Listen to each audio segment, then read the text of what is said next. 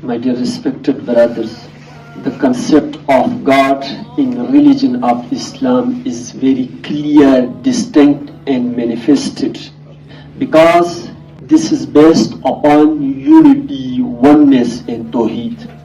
You can't imagine Islam without unity, oneness and Tawheed. In the religion of Islam, the God is one. There is none worthy of worship but Allah. One is He without partner. He always been, will always be. Ma zal wa la yazal. He created the entire universe and all that existed. Lillahi ma fis samawati wa ma fil ars. He gives life and death.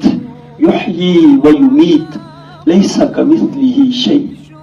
There is none like Him in entire universe in power, strength, ability and knowledge.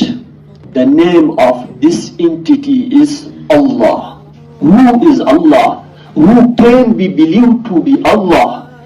There is a principles and attributes which mentioned by our religion of Islam. Who has these qualities, principles, attributes can be called to be Allah, because in religion of Islam the God is one who is most exalted, most powerful and most different in His qualities than other.